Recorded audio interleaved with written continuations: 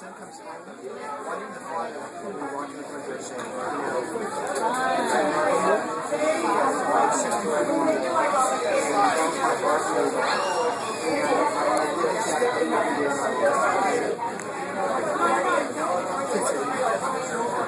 He has to be on his last breath. He's on his last breath.